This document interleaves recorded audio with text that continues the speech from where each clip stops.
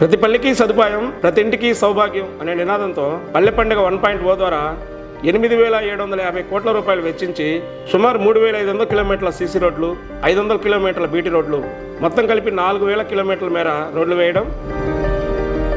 ఉత్తరాంధ్రలో మరీ ముఖ్యంగా గిరిజన తండాల్లో సరైన రోడ్డు సౌకర్యాలు లేక డోలీ మూతలుంటే అలాంటి గిరిజన తండాల్లో కూడా రోడ్లు వేయడం. స్వాతంత్రం వచ్చి 78 సంవత్సరాలు అయినా కూడా అసలు కరెంట్ అంటే తెలియని అల్లూరు సీతారామరాజు జిల్లా రోంపల్లిగూడెంలో దీపావళి పండుగ సందర్భంగా విద్యుత్ కాంతులు నింపటం.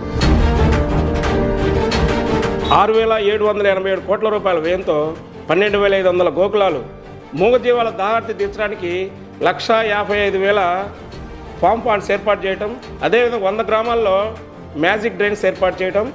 రాష్ట్ర వ్యాప్తంగా ఒకే రోజు 13,326 గ్రామాల్లో గ్రామ సభలు నిర్వహించి గిన్నిస్ బుక్ ఆఫ్ వరల్డ్ రికార్డ్స్లో స్థానం సంపాదించడం. స్థానిక పాలనా వ్యవస్థకు ఊతం ఇవ్వాలన్న దృఢ సంకల్పంతో ఒకే రోజు రాష్ట్ర వ్యాప్తంగా 77 డిజిటల్ కార్యాలయాలు ఏర్పాటు చేయటం.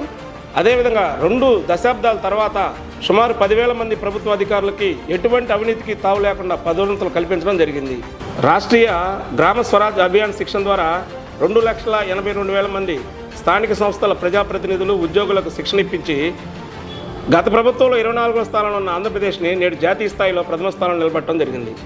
గాంధీజీ కలలుగన్న గ్రామ స్వరాజ్యాన్ని స్థాపించడంలో పంచాయతీరాజ్ శాఖ మంత్రిగా పవన్ కళ్యాణ్ గారి పాత్రని ప్రత్యేకంగా అభినందిస్తూ ఆయన నాయకత్వంలో పనిచేయడం నా అదృష్టంగా భావిస్తూ సెలవు తీసుకుంటున్నాను. జై హింద్, జై జనసేన.